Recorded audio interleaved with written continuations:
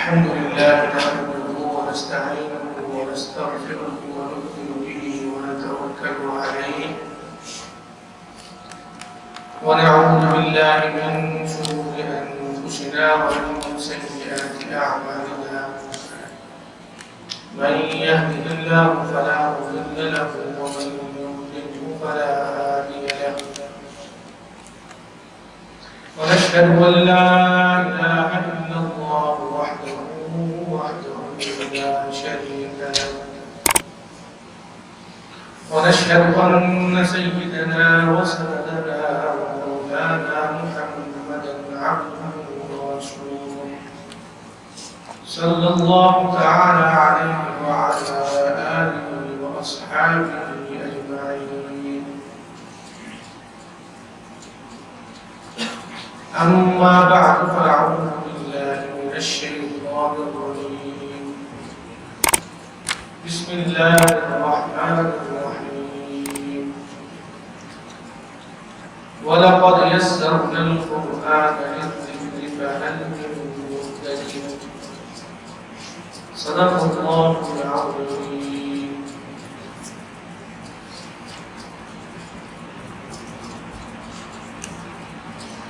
معزز سامعین الکرام، واجب الاحترام دوستوں، بزرگوار ساتھیوں، اسٹیج پر بیٹھے ہوئے علماء کرام،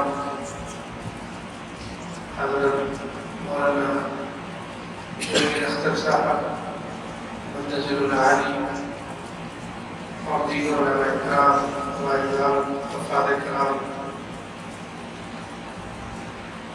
آپ کے اس علاقہ میں اور آپ کی اس مسجد میں میرے لیے سعادت ہے آج ختم قرآن کے موقع پر، میرے قرآن کے موقع پر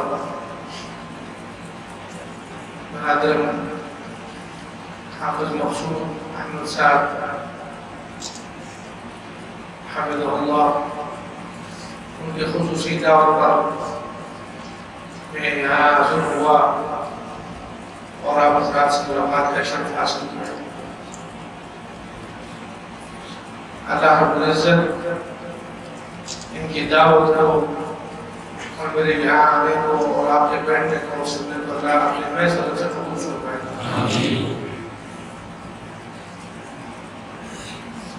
آج کے دن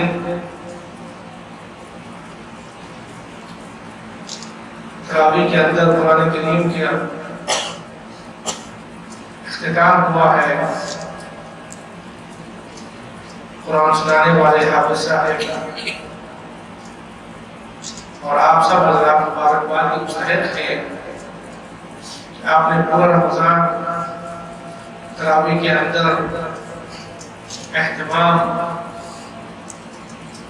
اور اخلاص کے ساتھ قرآن کریم کو سنا اور آج یہ آیت میں تک پہنچا. اللہ رب العزت اس کو قبول فرمائے. یہ شرف اور رحمت کی بات ہے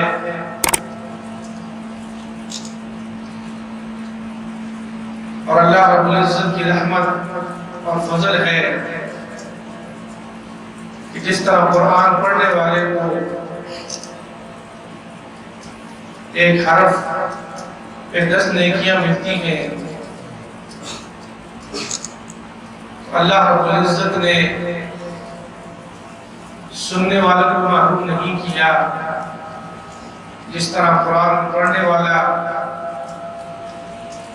ہر حرف پہ 10 نیکیاں حاصل کرتا ہے،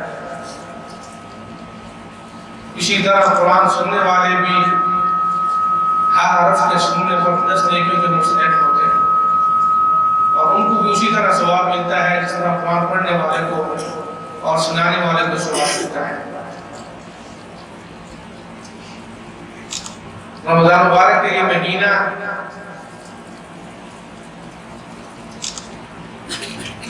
کچھ ہفتے اور کچھ دن پہلے ہم اس کے استقبال کی تیاری کر رہے تھے کہ ماہ رمضان آنے والا ہے،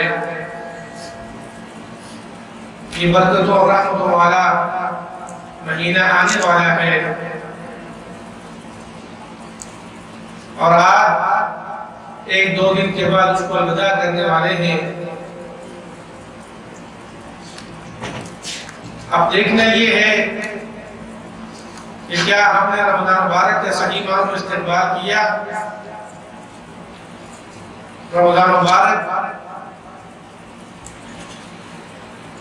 جو مقصد لے کر ہمارے پاس آیا تھا، کیا ہم اس مقصد کو پورا کیا؟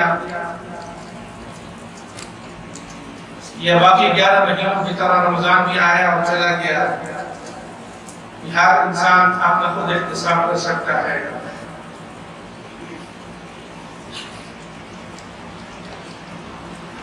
رمضان مبارک کو قرآن کریم سے خصوصی نسبت حاصل ہے۔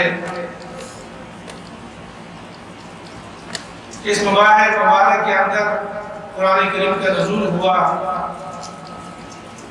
لیلۃ القدر کی رات کے اندر، جو 5 راتوں میں سے ایک رات ہے، اس کے اندر آسمان دنیا پر ایک بار کی اس کا نزول ہوا، اور پھر 23 سالہ نبوت کے دور کے اندر وقتاً فوقتاً اور موقع کے مطابق نازل ہوتا رہا، یہاں تک کہ 23 سال کے اندر مکمل ہوا۔ تو جس طرح اللہ رب العزت نے یہ عظیم کتاب اتاری، یہ عظیم کتاب ایک عظیم فرشتے کے ذریعے، فرشتوں کے جو سردار ہیں جبریل امین کے ذریعے امام الانبیاء سید الکونین پر اتاری، جو تمام انبیاء کے سردار ہیں۔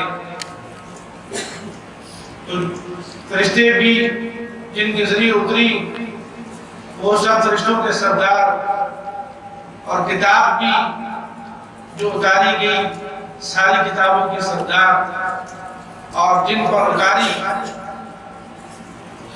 وہ نبی بھی تمام انبیاء کے سردار، اور جس امت پر یہ کتاب اتاری گئی وہ بھی تمام امتوں کی سردار۔ آخر میں آنے والی امت کو اللہ نے اتنا بڑا شرف دیا،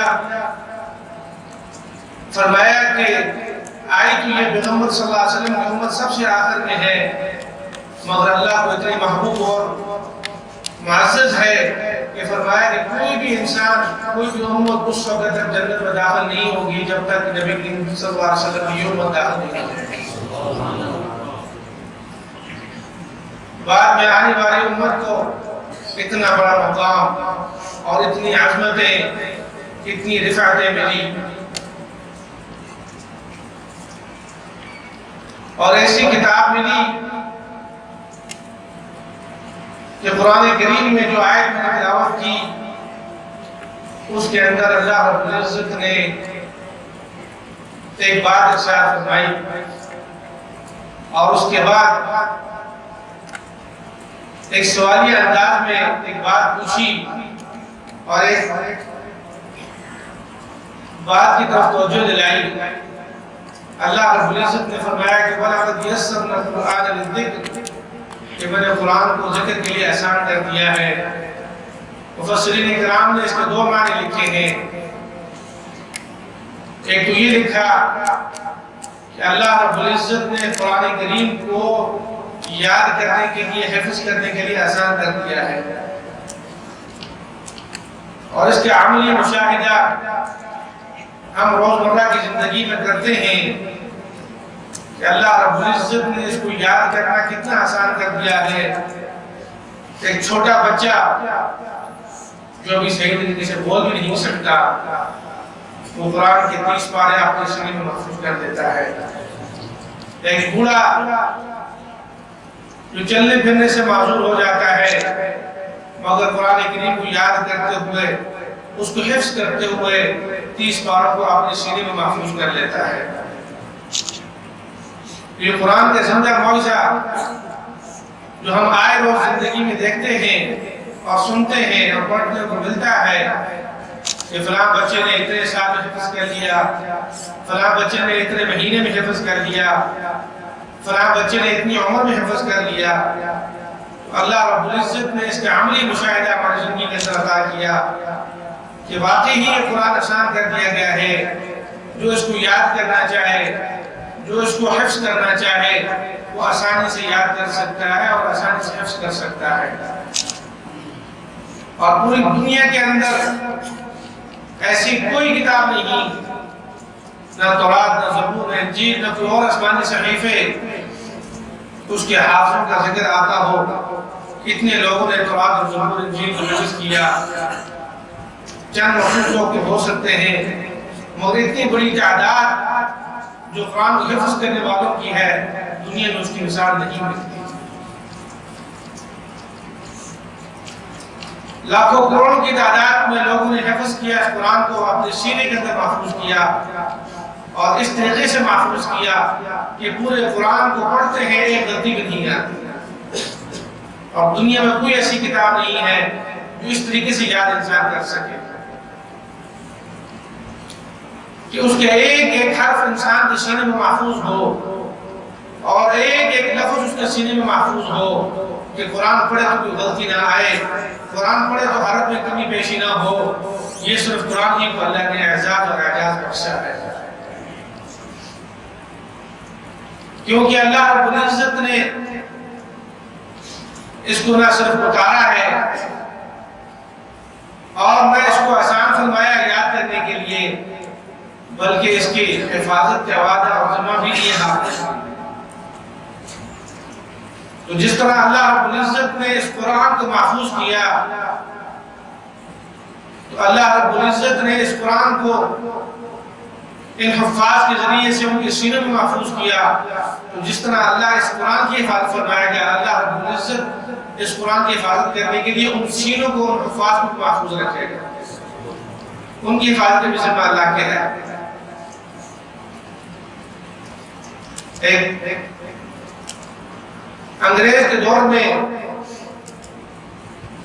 ایک مرتبہ تحریک چلی کہ قرآن کو جلا دیا جائے، کیونکہ قرآن مسلمانوں کی آخری کتاب اور لاریب کتاب ہے۔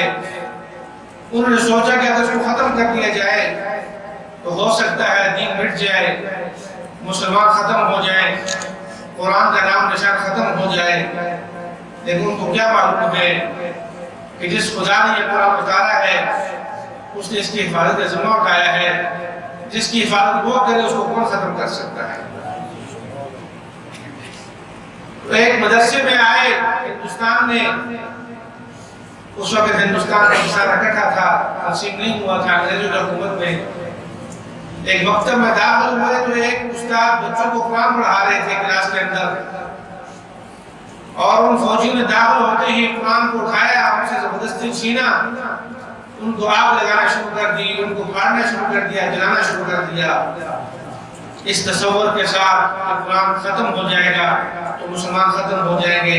ان کے بعد جب ان کی ایمان کی حفاظت والی چیز نہیں رہے گی تو ایمان بھی نہیں رہے گا اور مسلمان بھی ختم ہو جائیں گے۔ تو قرآن کو جب سارے قرآن مکتب میں جلا دیے اور استغفر اللہ پھینک دیے اور ختم کر دیا اپنے گمان کے حساب سے، تو استاد اٹھا، انہوں نے کہا اے ظالم، تم لوگ اس قرآن کو تو ختم کر سکتے ہو، اس ظاہری باتوں کو تو جلا سکتے ہو، مگر ان بچوں کی سینوں کا کیا کرو گے جو انہوں نے محفوظ کیا ہے؟ اور بچوں کو کھڑا کیا، پہلے بچوں کو کہا بیٹا شروع کرو الف لام میم سے اور پہلا پارہ سناؤ، دوسرے کو کہا دوسرا سناؤ، تیسرے کو کہا تیسرا سناؤ۔ 30 بچوں کے نے چند گھنٹوں کے اندر پورا قرآن سنا دیا اور ایک بھی سبق ذہن کی غلطی نہیں کی۔ تو وہ دیکھ کے حیران ہو گئے اور بے بس ہو کر چلے گئے کہ ہم ان ظاہری باتوں کو تو ختم کر سکتے ہیں مگر ان کے سینوں سے قرآن کو نہیں چھین سکتے۔ کتنا بڑا اللہ رب العزت نے یہ معجزہ قرآن کا عطا کیا، اور اس کی حفاظت اس حد تک ذمہ اٹھایا کہ ساری کتابیں ان کے اندر تحریف و تبدیلی ہو گئی، مگر قرآن میں آج تک نہ تحریف کر سکا ہے، نہ تبدیل کر سکا ہے، نہ قیامت تک اس کے اندر کوئی تبدیل کر سکے گا۔ کیونکہ اللہ رب العزت نے اس کی حفاظت کا ذمہ لیا ہے۔ اسی طرح ایک انگریز کے مسلمان ہونے کا واقعہ کسی نے سنایا، واقعہ لکھا ہے کہ ایک انگریز مسلمان ہوا، یہودی یا عیسائی تھا، اس سے اسلام کی وجہ پوچھی کہ تم کیوں مسلمان ہوئے ہو؟ اس نے کہا میں کیسے مسلمان نہ ہوتا، قرآن کی حقانیت میرے سامنے روز روشن کی طرح واضح تھی، میں اس قرآن کو سمجھ کے میں صرف کسی کے کہنے پر سننے پر مسلمان نہیں ہوا، بلکہ میں نے عملی مشاہدہ کیا اس قرآن کی عظمت کا، اس قرآن کے اعجاز کا اور اللہ کے وعدے کے سچے ہونے کا، اس کے بعد مسلمان ہوا ہوں۔ انہوں نے کہا کیسے؟ اس نے کہا کہ میں نے تورات اور زبور اور انجیل کے کچھ نسخے لیے ان کے علماء سے، یہود و نصارہ کے، اور جا کر جو ہے ان کے اندر کوئی تبدیلی کی اور ان کے اندر تحریف کی، اگرچہ پہلے بھی تبدیلیاں اور تحریفیں ہو چکی ہیں اس کے اندر، وہ آسمانی کتابیں تو ہیں مگر آپ محفوظ نہیں رہی، اللہ کے احکام اس میں تبدیل کر دیے گئے ہیں۔ تو میں نے ان کے اندر وقتاً تبدیلیاں کرتا رہا اور تحریف کرتا رہا اور اس کو مارکیٹ میں پیش کرتا رہا، یہود و نصارہ کے علماء کے سامنے پیش کرتا رہا۔ کسی نے حرف احتجاج بلند نہیں کیا، کسی نے کوئی بات نہیں کی، سوائے اس کے پیش آواز دی کہ بہت اچھا صفائی کی ہے اور بہت اچھا کام کر رہے ہو کہ تم ان کو چھاپ کر مفت تقسیم کر رہے ہو، اور کسی نے کوئی بات نہیں کی۔ تو جب میں یہ مکمل طور پر تجربہ کر چکا، اب کوئی بھی بولنے والا نہیں ہے، سب اپنی میری اس تحریف اور اس تبدیلی پر مطمئن ہیں اور بلکہ خوش ہیں کہ میں ان کو چھپا رہا ہوں، کوئی بات نہیں کی کسی نے۔ تو میں نے کہا قرآن کو دیکھتا ہوں تو قرآن واقعی سچی کتاب ہے یا نہیں، اس کے اندر بھی تبدیلی کرتا ہوں۔ کہتا ہے میں نے کچھ نسخے لیے اور ان کے اندر تبدیلی کی اور ان کے اندر تحریف کر کے میں نے قرآن کو چھپوایا اور مساجد کے اندر میں نے بجھوایا، علماء کرام کے پاس بجھوایا اور مارکیٹ کے اندر اتارا کہ دیکھوں مسلمان کچھ بولتے ہیں کہ نہیں بولتے یا اسی طرح چپ رہیں گے۔ تو جیسے ہی وہ قرآن نشر ہوا اور مارکیٹ کے اندر آیا، مساجد میں گیا، علماء نے مسلمانوں نے اس کو پڑھا اور دیکھا، تو ابھی کچھ ہی وقت گزرا تھا، کچھ ہی گھنٹے گزرے تھے کہ پورا ملک سراپا احتجاج بن گیا۔ انہوں نے کہا کس بدبخت نے، کس ظالم نے یہ قرآن کے اندر تحریف کی ہے، کس نے اس کے اندر تبدیلی کی ہے، اس کو قتل کیا جائے، اس کو مارا جائے، یہ سب گستاخ ہے۔ اور غم و غصے کا اظہار کیا تو دوڑتا ہوا آیا، اس نے آ کر جو ہے وقت علماء کے سامنے اپنا اسلام پیش کیا اور کہا کہ میں مسلمان ہونا چاہتا ہوں، کہ میں دیکھ چکا ہوں کہ میں نے تورات اور زبور اور انجیل کے سب نسخے میں نے چھپائے، ان کے اندر تبدیلی کی، کوئی بھی نہیں بولا، اور قرآن کریم کے اندر میں نے تبدیلی کی، سارے مسلمان سراپا احتجاج بن گئے۔ اس سے مجھے قرآن کی حقانیت سمجھ میں آ گئی کہ قرآن سچا ہے اور واقعی محفوظ کتاب ہے، اس کو قیامت تک کوئی تبدیل نہیں کر سکتا، لہٰذا میں کلمہ پڑھتا ہوں مسلمان ہوتا ہوں۔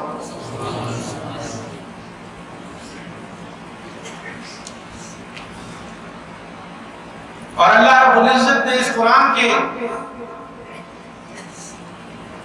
حفظ کرنے پر جو بشارتیں عطا فرمائی ہیں اور جو رحمتوں کا وعدہ فرمایا ہے، ایک حدیث کے اندر آتا ہے کہ آپ صلی اللہ علیہ وسلم نے صحابہ کرام سے کہا ان للہ یحکم، کہ اللہ رب العزت کے لیے اللہ رب العزت کا کوئی قبیلہ ہے، کنبہ قبیلہ ہے، اس کی برادری کے کچھ لوگ ہیں، جسے ہمارے یہاں کہا جاتا ہے عام تصور میں، عام زبان میں، عام لغت میں، کہ فلاں جگہ میں ہماری برادری کے لوگ ہیں، فلاں جگہ میں ہمارے قبیلے کے لوگ ہیں، ہمارے نسبت کے لوگ ہیں۔ تو اللہ رب العزت فرماتے ہیں کہ میری اگرچہ اللہ رب العزت اس برادری سے، کنبہ قبیلے سے پاک ہے، لیکن دنیا کو سمجھانے کے لیے، انسان کو سمجھانے کے لیے مثال دے پیش کی کہ میری برادری کے، میرے کنبہ قبیلے کے کچھ لوگ ہیں دنیا کے اندر، زمین کے اوپر چل کر رہے ہیں۔ صحابہ کرام نے عرض کیا یا رسول اللہ وہ کون لوگ ہیں جو اللہ کے کنبہ قبیلے والے ہیں، جن کو اللہ اپنے برادری سے تشبیہ دیتے ہیں کہ میرے وہ اہل ہیں؟ تو فرمایا تم اہل اللہ، اہل القرآن و اہل اللہ و خاصتہ، فرمایا کہ وہ قرآن کو پڑھنے والے، قرآن کریم کو یاد کرنے والے، وہ اللہ کے کنبہ اور قبیلہ اور برادری والے ہیں۔ ان کو اللہ سے مخصوص نسبت ہے، قرآن کے حفاظ کو اللہ سے مخصوص نسبت ہے، کیونکہ قرآن کریم اللہ کی عظیم کتاب ہے۔ جو اس کتاب کو پڑھے گا، اس کتاب کو سیکھے گا، اس کتاب کو یاد کرے گا، اس پر عمل کرے گا، وہ اللہ کا خاص مقرر بندہ شمار ہوگا، کیونکہ اللہ حالانکہ کوئی توفیق نصیب نہیں کرتے۔ اپنی اس لارب کتاب کو یاد کرنے کے لیے اللہ رب العزت نے اپنے مخلوق میں سے مخصوص لوگ چنے ہیں، اور خوش قسمت ہیں وہ لوگ جو اس قرآن کریم کو حفظ کرتے ہیں، اپنی اولادوں کو حفظ کرواتے ہیں اور ان کو یاد کرواتے ہیں۔ حدیث کے اندر آتا ہے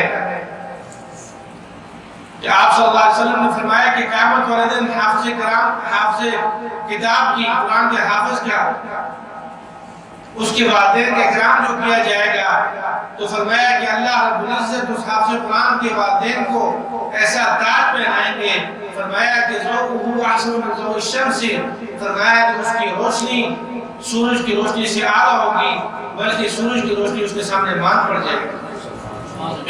اتنا بڑا اس کا اکرام کیا جائے گا۔ آج دنیا کے اندر بادشاہ، دنیا کے اندر حکومت والے کسی کا اکرام کرتے ہیں، کسی کو سر کو تاج پہناتے ہیں تو کتنا فخر کرتا ہے، کتنا قیمتی سمجھتا ہے۔ اس تاج کے اندر ہیرے اور جواہرات لگے ہوئے ہیں، یہ کتنے چمکنے والی چیزیں ہیں۔ فرمایا کہ دنیا کے ہیرے اور جواہرات اللہ کے سامنے کوئی حیثیت نہیں رکھتے۔ فرمایا کہ اللہ رب العزت اس کے والدین کا ایسا اکرام فرمائیں گے کہ سورج کی روشنی بھی ان کے سامنے مان پڑ جائے گی۔ حالانکہ سورج کی کتنی روشنی ہے، جب چمکتا ہے تو پوری دنیا کو جگمگا دیتا ہے، پوری دنیا کے اندر چمک پیدا کر دیتا ہے، روشنی پیدا کر دیتا ہے، مگر وہ قیامت والے دن اللہ رب العزت کا بنایا ہوا تاج سورج سے بھی آپ اور افضل ہوگا۔ تو ہم میں سے کس کی تمنا نہیں ہے کہ ہماری اولاد قرآن پڑھے اور قرآن کو حفظ کرے اور قیامت والے دن اللہ رب العزت اس کی وجہ سے ہمارا اکرام کرے، تو یہ اس کے والدین کا اکرام ہوگا۔ آپ یہ تصور کر سکتے ہیں کہ جس کے والدین کو حفظ کرنے کی وجہ سے، اس کی اولاد کی وجہ سے یہ اکرام ملے، اس کو اتنا عظیم تاج پہنایا جائے، اس حافظ قرآن کو خود کتنا بڑا اکرام فرمائے گا اللہ رب العزت۔ اور پھر فرمایا کہ قرآن کریم کا حافظ اپنے رشتہ داروں میں سے ایسے 10 لوگوں کی شفاعت کرے گا جن کے اوپر جہنم واجب ہو چکی ہے، اپنے 10 لوگوں میں سے ان کی شفاعت کرے گا۔ ایک قرآن کریم کو یاد کرنے کی وجہ سے 13 آدمی خاندان کی جنت میں جائیں گے، جو صاحب قرآن جو حفظ کر چکا ہے وہ بھی جنت کے مستحق ہوگا، اس کے والدین بھی جنت کے مستحق ہوں گے، اور 10 لوگ جو اس کے علاوہ ہوں۔ یہ اللہ رب العزت حافظ قرآن کو یہ اعزاز دیں گے، اس کے حوصلہ افزائی ہوگی کہ تمہیں یہ اختیار دیا جاتا ہے، تم اپنے رشتہ داروں میں سے 10 بندوں کو چن کے قرآن کریم کی شفاعت حاصل کرتے ہوئے جنت میں لے جاؤ۔ آج اگر دنیا کے کسی ادارے میں ہم جاتے ہیں، اسمبلی میں جاتے ہیں، کوئی MLA کوئی وزیر اپنے ساتھ کچھ مخصوص لوگوں کو اگر لے کے جاتا ہے، وہ یہ کہہ کر فخر محسوس کرتا ہے کہ آؤ میرے ساتھ اسمبلی میں، آؤ میرے ساتھ فلاں دفتر میں، وزیر اعظم کے دفتر میں یا اسمبلی کے اندر میں اتنے لوگ لے جا سکتا ہوں، مجھے اجازت ہے، مجھے گورنمنٹ نے اختیار دیا ہے۔ وہ خوشی محسوس کرتا ہے، اور جانے والے بھی خوشی محسوس کرتے ہیں کہ ہم فلاں آدمی کے ساتھ، فلاں وزیر کے ساتھ، فلاں آدمی کے ساتھ آج اسمبلی میں گئے تھے اور آج ہمارا داخلہ ہوا تھا، وہاں بیٹھے اور ہم نے باتیں سنی۔ تو اللہ رب العزت کتنا بڑا، اور وہاں پر تو اختیار غیر اختیاری ہے، کہ ہو سکتا ہے جانے دیں اندر، نہ جانے دیں، ہو سکتا ہے کہ وہ آپ کو لے جا سکے یا نہ لے جا سکے، لیکن اللہ رب العزت اپنے وعدے کو کبھی بھلاتے نہیں۔ فرمایا اللہ نے وعدہ کیا ہے کہ حافظ قرآن کو 10 آدمی کی شفاعت مل جائے گی، تو 10 آدمی کو جنت کو ضرور لے کے چلے گا۔ اب کتنا بڑا مقام ہوگا کہ حافظ قرآن سے کہا جائے گا کہ حافظ قرآن اقرا وارتقی، پڑھتے جاؤ، قرآن کریم کی تلاوت کرتے جاؤ اور اپنے درجات کو پاتے جاؤ، جہاں تمہارا آخری حرف ہوگا وہاں تمہارا جنت میں آرہا سب سے بڑا مقام ہوگا۔ تو قرآن کریم کو اللہ نے کتنا آسان کر دیا یاد کرنے کے لیے اور اس کو سیکھنے والوں کے لیے۔ اور دوسرا آج کا معنی مفسرین اکرام نے یہ لکھا کہ اللہ رب العزت نے قرآن کریم کو سمجھنے کے لیے آسان کر دیا ہے. کوئی اس کو سمجھنا چاہے، کوئی اس کی تفسیر معانی کو پڑھنا چاہے اور ان کے ذریعے ہدایت پانا چاہے تو فرمایا کہ ہم نے قرآن کریم کو سمجھنے کے لیے، اس سے ہدایت پانے کے لیے ہم نے اس کو آسان کر دیا ہے. جو اس سے ہدایت دینا چاہے، کیونکہ قرآن کریم کا آفاقی پیغام ساری دنیا کے لیے ہے، ہدی للناس، کہ ساری دنیا کے لیے ہدایت کے بن کے آیا ہے، مگر اس ہدایت سے فائدہ وہی لوگ حاصل کر سکتے ہیں. آگے مخصوص کر دیا ہدی للمتقین، کہ اس سے فائدہ متقین ہی لوگ اٹھا سکتے ہیں. اگرچہ وہ ہدایت سب کے لیے ہے مگر متقین ہی لوگ اس سے فائدہ اٹھا سکتے ہیں. اور کتنا بڑا مقام اللہ رب العزت نے عطا کیا. جس طرح اللہ رب العزت نے قرآن کریم کے حافظ کو فرمایا، حدیث کے اندر آتا ہے خیرکم من تعلم القرآن وعلمہ، یہ سب سے تم میں سے بہترین شخص وہ ہے جو قرآن سیکھے اور قرآن پڑھے اور اس کو پڑھائے. تو اس سے علماء کرام نے لکھا کہ حافظ قرآن جس طرح بشارت کے مستحق ہے، اس فضیلت کے اندر داخل ہے، اس طرح وہ علماء کرام جو قرآن کریم کی معانی اور قرآن کریم کی تفسیر اور اس کے علوم پڑھاتے ہیں وہ بھی اس کے اندر شامل ہیں. اللہ رب العزت نے کتنا بڑا مقام دیا ہے. جو قرآن کو پڑھتا ہے وہ بھی سب سے افضل ہے، اور جو قرآن کو سمجھاتا ہے، قرآن کی تفسیر پڑھاتا ہے، قرآن کے علوم سکھاتا ہے، وہ بھی کائنات میں سب سے افضل ہے. اس لیے علماء کرام کا کتنا بڑا مقام ہے کہ ہمارے بچوں کو دین سکھاتے ہیں. تو یہ تو قرآن کی بات تھی کہ قرآن یاد کرنے کے لیے کتنا آسان ہو گیا اور قرآن سمجھنے کے لیے اللہ نے کتنا آسان کر دیا. مگر ایک بات ہمیں اس پہ غور کرنا ہے کہ کیا ہم نے اس قرآن کریم کو یاد کرنے کے لیے، اس کے سمجھنے کے لیے ہم نے اپنا بھی حق ادا کیا ہے؟ آج ہم میں سے کتنے لوگ ایسے ہیں، افسوس کے ساتھ کہنا پڑتا ہے، جن کو قرآن کریم پڑھنا نہیں آتا. قرآن کریم پورا تو دور کی بات ہے، ان کو فاتحہ نہیں پڑھنی آتی. جو نماز کے ہر رکعت کے اندر پڑھا جاتا ہے، پڑھے جانے والی سورۃ الفاتحہ، ہمارے سامنے کئی ایسی مثالیں ہیں ان حضرات کو قرآن کریم کی سورۃ فاتحہ بھی نہیں آتی. ہم نے اس کا حق ادا کیا ہے. اللہ رب العزت نے اس کو یاد کرنے کے لیے آسان کر دیا، مگر ہم نے اس کو یاد کیا. کم سے کم اتنا یاد کیا ہوتا جو ہم اس کو نماز کے اندر پڑھ سکتے، یا کم سے کم جو ہے کسی وقت ہمیں دعا کرنی پڑتی ہے یا کچھ ایسے مناسب موقع پر قرآن کی تلاوت کی ضرورت ہے تو کم سے کم ہم اس کی تلاوت تو کر سکیں. لیکن افسوس سے کہنا پڑتا ہے کہ کتنے ہم میں سے جوان اور بوڑھے ایسے ہیں جو بڑی بڑی ڈگریاں رکھتے ہیں، بڑے بڑے ان کے پاس کالج یونیورسٹیوں کے سرٹیفکیٹ ہیں، مگر ان سے فاتحہ سنو ان کو نہیں آتی. اور فاتحہ تو بہت بات کی بات ہے، جس کلمے کے ذریعے انسان مسلمان ہوتا ہے، ایمان نصیب ہوتا ہے، وہ کلمہ بھی صحیح طریقے سے پڑھنا نہیں آتا. ہمارے سامنے کئی ایسی مثالیں ہیں. مسجد نبوی شریف کے اندر ہم حج کے موقع پر بہت ساری کلاسیں زائرین کرام کے لیے، حجاج کرام کے لیے لگاتے ہیں کہ پوری دنیا سے آئے ہوئے وہ حجاج کرام اپنے وقت کو قیمتی بنائیں اور ان حلقات کے اندر بیٹھتے ہوئے قرآن کریم کو سیکھیں. اور ان کے لیے ہم کم سے کم جو ہے ہر ساتھی کو فاتحہ سنانے کا کہتے ہیں. اساتذہ کرام ہر سکون کے ساتھ بیٹھ کر جو بھی حاجی وہاں سے ہوتا ہے گزرتا ہے اس کو بلایا جاتا ہے پیار کے ساتھ، اور وہ بھی بڑی شوق سے بیٹھتے ہیں کہ ہمیں مسجد نبوی میں شاگردی کا شرف حاصل ہو گیا. ہم اس کا نام لکھتے ہیں، اس کو بٹھاتے ہیں، اس سے فاتحہ سنتے ہیں. کئی مرتبہ ایسے واقعات آتے ہیں، آپ کو سوچ سے بتا رہا ہوں، قرآن کے فضل سنانے کے بعد، اللہ کے انعام اکرام سنانے کے بعد جب ان کو بلاتے ہیں ان کو فاتحہ پڑھنے دیا. ایک مرتبہ دو حاجی صاحبان ہمارے پاکستان کے وہ گزر رہے تھے، میں بھی وہاں بیٹھتا ہوں سننے کے لیے، تو میں نے ان کو بلوایا. میں نے کہا ایسا آئیے سورۃ فاتحہ سنا کے جائیں. حاجی صاحب نے ضد کی کہ ہم وضو کرنے جا رہے ہیں، وضو کر کے پھر آتے سنا دیں گے. تو میں نے کہا 2 منٹ لگیں گے، آپ فاتحہ سنا جائیں، باہر جا کر ہو سکتا ہے جگہ بھول جائیں، نہ آ سکیں، ہمیں بھی یاد رہے، آپ سنا کے چلے جائیں، آپ کو بھی ثواب ملے گا، ہمیں بھی ثواب حاصل ہو جائے گا آپ کو سننے سے، آپ کو سنانے سے. ان کو اصرار کیا میں نے، اور آپ کو بھی آپ نے سامنے ہونے والا واقعہ سنا رہا ہوں تاکہ یہ احساس دلایا جا سکے کہ قرآن کریم میں اللہ رب العزت نے ہمارے ساتھ کتنے احسان والا معاملہ کیا اور ہم نے قرآن کریم کے ساتھ کیا سلوک کیا۔ تو جب ان کو اصرار کیا، میں نے بار بار، دو بوڑھے حضرات تھے، بار بار اصرار کیا میں نے، تو ایک ان میں سے بیٹھ گیا، کہنے کا میں سناتا ہوں، دوسرا بھی بیٹھ گیا، اس کی پہ دیکھا دیکھی، لیکن مجھے محسوس ہو گیا کچھ مشکل ہے، اتنے اصرار کے باوجود بھی فاتحہ نہیں سنا رہے اور کتنے لوگ سنا کے جا رہے ہیں۔ خیر وہ بیٹھ گئے، بابو جی نے سنایا ٹوٹے پھوٹے انداز میں، چلو انہوں نے سنا دیا، غلطیاں تھیں ان کو تلقین کرتے ہوئے سمجھاتے ہوئے سائڈ پہ کر دیا۔ اب دوسرے حدیث صاحب نے جب بات آئی، میں نے کہا آپ گھر پہ تشریف لائے ہیں، کتنا خرچہ آپ نے کیا ہے؟ 5-6 لاکھ روپے کا خرچہ میں نے کیا ہے، کہاں سے آئے ہیں؟ فلاں جگہ سے آیا ہوں، چلے فاتحہ سنائے۔ تو کافی شد کے بعد مجھے نہیں سنا رہے تھے، میں وضو کر کے آتا ہوں پھر سناتا ہوں، مجھے کچھ سمجھا بھی ایسا کوئی بات نہیں، غلطی ہوئی جیسے ناجی صاحب نے غلطی آئی سمجھا دیا گیا، آپ کو سمجھا دیں گے تو ہم نے سزا تھوڑی دینی ہے، یہ کو جیل میں تھوڑے بھیجنا ہے، آپ ڈرتے کہ وہ سنائیے۔ اس کے بعد انہوں نے قریب ہو کر مجھے کہا، افسوس سے اس بات کو کہا کہ شیخ صاحب مجھے فاتحہ نہیں ہے۔ تو میں نے کہا حج کرنے کے لیے آئے، آپ حج کے مسائل معلوم ہیں؟ حج کے مسائل معلوم ہیں۔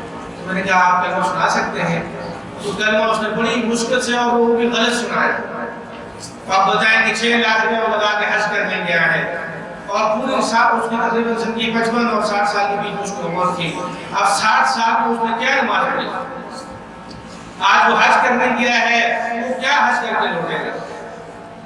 آج ہم نماز پہ تو شکوہ کرتے ہیں کہ نماز کے بارے میں تو قرآن کریم کہتا ہے کہ ان الصلاۃ تنہی عن الفحشاء والمنکر، نماز برائی اور بے حیائی سے روکتی ہے، لیکن ہماری نماز تو ہے، کبھی ہم نے اپنی نماز سے وہ سوال کیا ہے کہ وہ نماز ہمیں برائی سے کیوں نہیں روکتی؟ جس نماز کے اندر آپ کو فاتحہ پڑھنی نہیں آئے گی تو نماز کیسے ہو گیا؟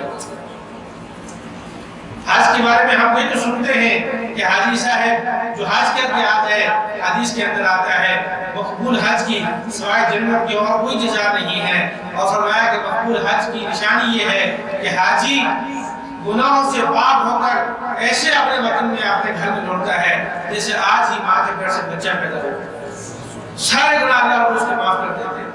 لیکن آج حاجی کتنے حج کر کے آتے ہیں، پہلے سے زیادہ جھوٹ بولتے ہیں، پہلے سے زیادہ بیمانیاں کرتے ہیں، پہلے سے زیادہ ان کے دھوکے ہوتے ہیں، اور لوگ ان کو کہتے ہیں حاجی صاحب خدا کا خوف کریں، ابھی آپ حج کر کے آئیں۔ لیکن آپ کبھی حاجی صاحب سے پوچھیں، میں نے آپ کو مثال دی ہے، میں نے کہا کہ آپ حج کریں گے، آپ کو کچھ پتہ ہے؟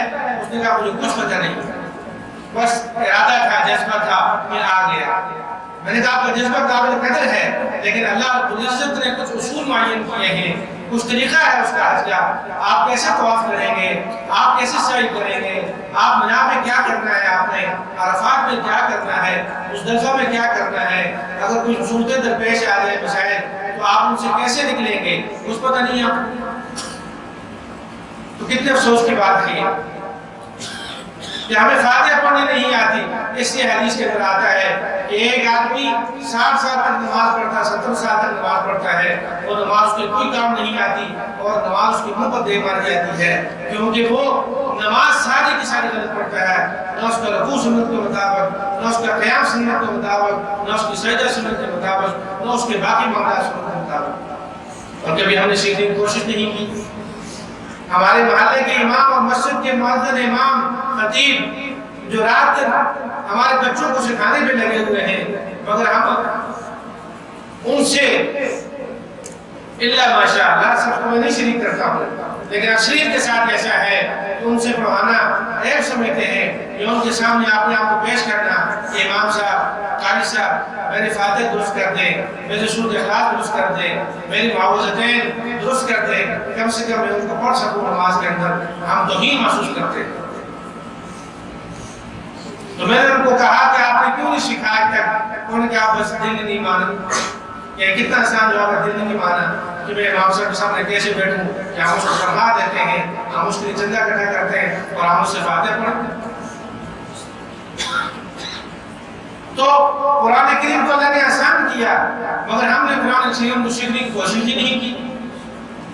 اور اس کی فضائلوں میں یہ ہے کہ جب یہاں تک کہ اللہ رب العزت کتنی بڑی رحمت ہے، ایک بڑی عمر کے آدمی نے اگر قرآن کریم حدیث کے اندر آتا ہے قرآن کریم کی فضائل سن کر جذبات کے ساتھ اس نے قرآن کریم کو حفظ کرنا شروع کر دیا کہ اس کے اتنے فضائل ہیں، قرآن کریم کے حفظ کرنے کی اتنی برکتیں ہیں، اتنی رحمت اور سعادتیں ہیں، فرمایا کہ اس نے حفظ کرنا شروع کر دیا اور اس بڑی عمر کے اندر تو شروع کیا بھی کچھ ہی حصہ پڑا تھا، حتیٰ کہ الف لام میم یا پہلا صفحہ یا پہلا رکوع ہی اس نے یاد کیا تھا اور اللہ کی طرف سے بلاوا آ گیا اور دایا دل کے لبیک کہنا پڑا اور وہ دنیا سے رخصت ہو گیا۔ تو اللہ رب العزت اتنے رحیم ہیں، اتنے کرم والے ہیں، اس کی نیت یہ تھی کہ میں قرآن کریم کو حفظ کرنا ہے اور اس کے ثواب اور اس کے درجات اور اجر حاصل کرنا ہے، مگر وقت نے وفا نہ کی، زندگی نے وفا نہ کی۔ فرمایا کہ اگر اس کو یاد کرتے ہوئے تھوڑا سا یاد کیا اس نے اور موت کا وقت آ گیا دنیا سے چلا گیا، اللہ اتنے کریم ہیں، اتنے رحیم ہیں، اتنے فضل والی ذات ہے، فرمایا کہ قیامت اور اللہ رب العزت اس بوڑھے کو، اس انسان کو قرآن کے الفاظ کے ساتھ شمار کریں گے۔ اور یاد کرنے میں ایسی مثالیں بھی ہیں کہ بڑی عمر کی عورتوں نے، بڑی عمر کے بوڑھے مرد حضرات نے قرآن کریم کو یاد کیا۔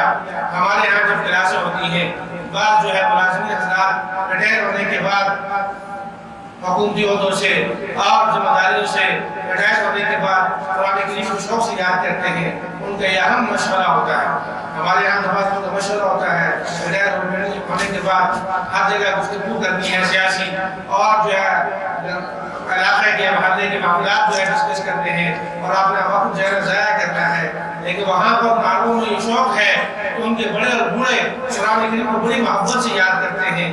تو ایسی مثالیں موجود ہیں کہ ایسی بڑی عمر کی عورتیں کلاسوں میں آئی جو ہماری خواتین کی کلاس ہوتی ہیں، اور ایسے بوڑھے بڑی عمر میں ریٹائر ہونے کے بعد آئے اور وہاں آ کر انہوں نے قرآن کریم کو یاد کرنا شروع کیا اور کچھ ہی سالوں کے اندر انہوں نے قرآن کریم کو حفظ کر لیا، اور صرف حفظ نہیں کیا بلکہ امتحان میں شریک ہوئے۔ مقابلے میں جب شریک ہوتے ہیں تو نوجوانوں سے زیادہ اچھے نمبر لے کرتے ہیں۔ تو اللہ کریم نے قرآن کریم کے لیے کتنا آسان کر دیا عمر کے، تو یہ قرآن نے ہمیں پیغام دیا کہ میں تو آسان ہوں، اللہ نے مجھے آسان کر کے بھیجا ہے، مجھے آپ لوگوں کی بھلائی کے لیے بھیجا ہے۔ اب میں سے اللہ رب العزت آگے سواری انداز میں پوچھتے ہیں فَحَلْ مِن مُدَّكِرٍ، کیا تم میں سے کوئی ایسا ہے جو قرآن کریم کو یاد کر سکے؟ کیا تم میں سے کوئی ایسا ہے جو قرآن کریم کو سمجھ سکے؟ تو خوش قسمت ہیں وہ لوگ جو قرآن کریم کو یاد کرتے ہیں، خوش قسمت ہیں وہ لوگ جو قرآن کریم کو سمجھتے ہیں، قرآن کریم کی تفسیر کو، معانی کو علماء سے سیکھتے ہیں اور اس کو علوم کو پڑھتے ہیں اور اپنی اولاد کو پڑھاتے ہیں۔ آج دنیا کی زندگی کے لیے تو ہم کتنی محنت کرتے ہیں، اپنی اولاد کی ڈگریاں اور ان کے لیے کتنا خرچہ کرتے ہیں، مگر اپنی اولاد کو کبھی دینی تربیت کے لیے، دینی تعلیم حاصل کروانے کے لیے، قرآن کریم کو یاد کروانے کے لیے ہم اس کا اہتمام کرتے ہیں۔ ہمارے ساتھی سنانے لگے، کراچی کی کسی مدرسے کا واقعہ سنایا کہ اور نلائق قسم کا تھا، بالکل جو یاد نہیں کر سکتا تھا۔ ان تینوں کو تو اس نے بڑی بڑی یونیورسٹی میں داخل کروایا، بڑی بڑی ڈگریاں دلوائی اور بڑے جو ہے نا ان کی تعلیم ان پر خرچہ کیا۔ یہ ایک سیدھا سادہ سا تھا، اس نے کہا یہ مولوی صاحب مجھے خود سنا رہے ہیں، مولانا کہنے لگے کہ انہوں نے میرے مدرسے میں بھیج دیا۔ انہوں نے کہا چلو اور کچھ نہیں، حافظ قرآن بن جائے، روٹی بن جائے، چلو روٹی تو کھائے گا۔ ہم یہ تصور کر کے مولوی کے بارے میں سمجھتے ہیں یا وفات کے بارے میں، چلو کھانا کھائے گا، کھانا پڑے گا۔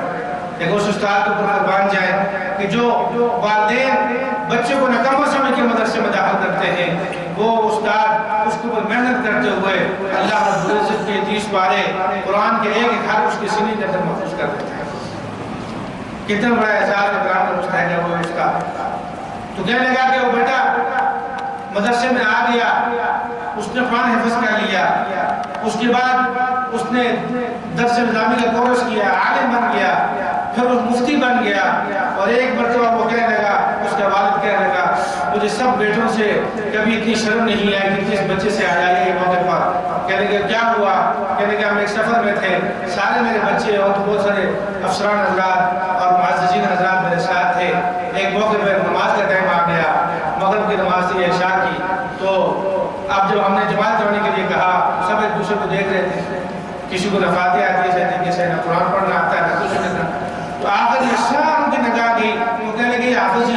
کیسے نماز پڑھائیں گے؟ اب والد سمجھتا کہ میرا بیٹا ہے، میں نے اس کو نکما سمجھا تھا، بیکار انسان سمجھا تھا.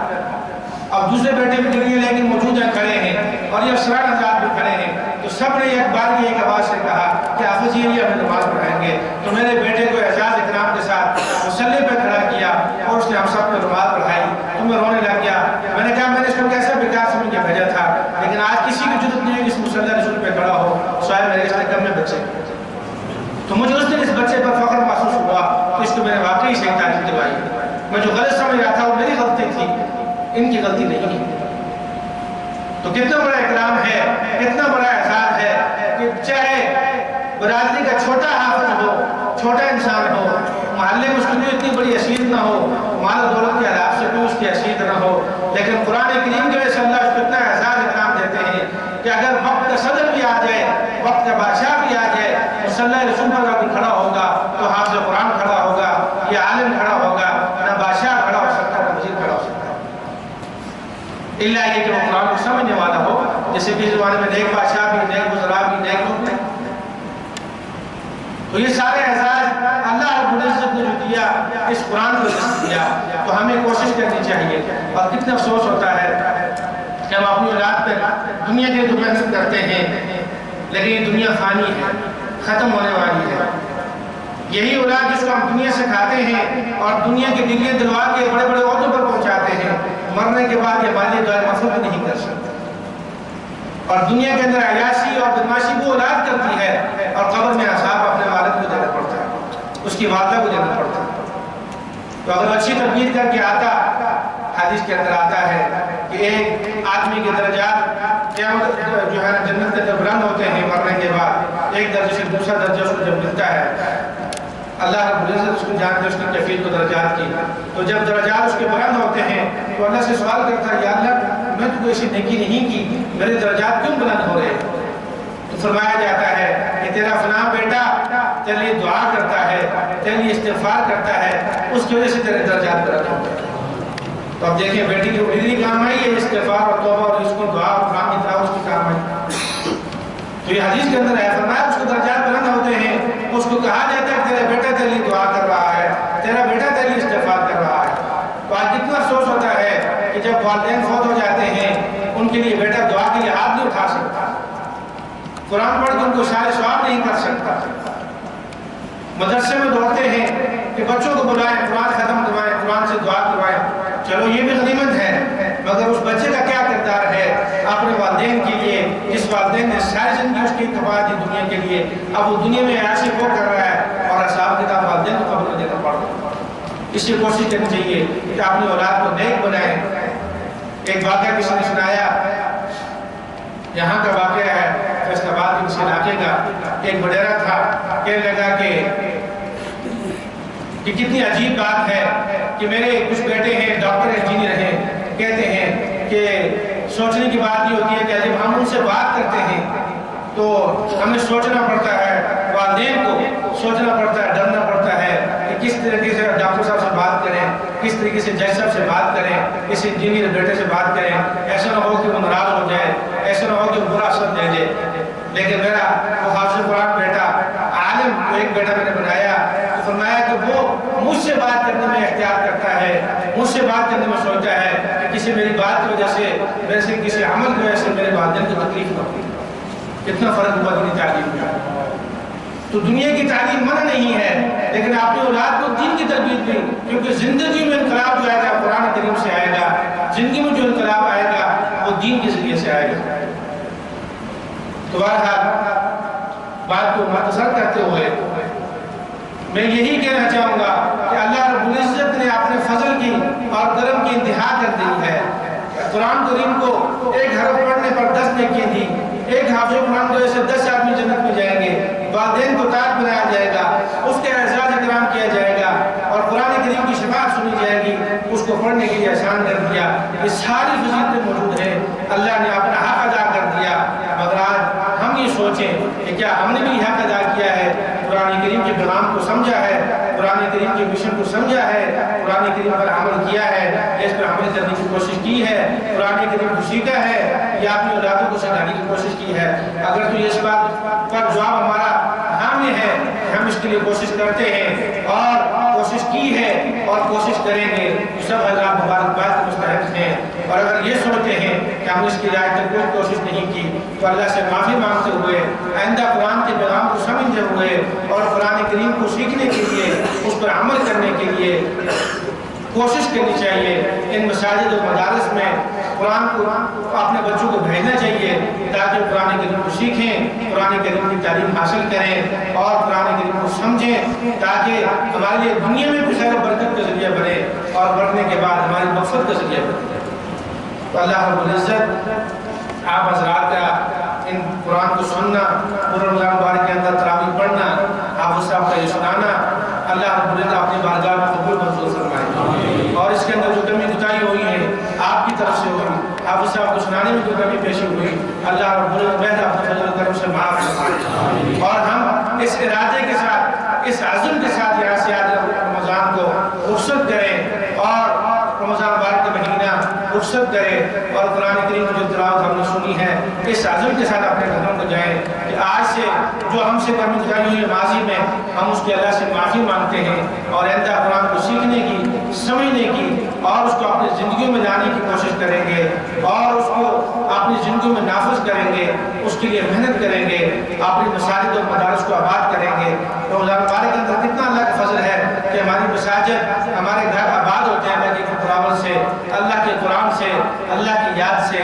مگر جیسے ہی رمضان مبارک گزرتا ہے اور چاند نظر آتا ہے، ہماری مسجدیں بران، ہمارے گھر بران، جو مائیں بہنیں بیٹیاں ہماری گھروں کو آباد کرتی تھی قرآن کریم کی تلاوت سے، قرآن کریم کے ذکر سے، اللہ کی عبادت سے، نماز سے، ذکر اذکار سے اور نوافل سے، آج وہ مائیں دنیا داری میں مشغول ہو گئی، وہ بیٹیاں بازاروں میں چلی گئی، بازاروں کے گھروں کو جنت بن گئی، اور ہمارے نوجوان بازاروں کے کھیل کود کے زینت بن گئے اور اللہ کے گھر کے ویران خالی ہو گئے۔ تو جب اللہ کے گھر کو ہم ویران کر دیں گے، اس کو برباد کر دیں گے، ہم کیسے تصور کر سکتے ہیں کہ ہمارے گھر آباد ہوں گے یا ہمارے گھروں میں سکون آئے گا۔ تو کوشش کرنی چاہیے جس طرح رمضان مبارک کے مہینے کے اندر جذبے کے ساتھ ہم نے قرآن کریم کو پڑھا، قرآن کریم کو سیکھا، نمازیں پڑھی، مسجد کو آباد کیا، باقی 11 مہینے بھی ہم مسجدوں کو آباد رکھیں، اپنے گھروں کو آباد رکھیں، ہماری مائیں بہنیں گھروں کے اندر اہتمام کریں اور ہمارے نوجوان اور بچے بوڑھے مسجدوں کے اندر اہتمام کریں، مدارس کے اندر اہتمام کریں، تاکہ ہماری زندگی اللہ کی رضا میں گزرے، اللہ کے دین کے ساتھ تعلق میں گزرے، دیندار لوگوں کے ساتھ گزرے، علماء کے ساتھ گزرے، وفاد کے ساتھ گزرے۔ اللہ رب العزت سے دعا ہے کہ اللہ ہمیں اس پر عمل کرنے کی توفیق نصیب فرمائے اور جو کہا ہے اور سنا ہے اللہ اس کو اپنے بارگاہ میں قبول فرمائے اور اس پر عمل کرنے کی توفیق نصیب فرمائے۔ اقول قولی هذا واستغفر الله لي ولكم ولسائر المسلمين فاستغفروه انه هو الغفور الرحيم۔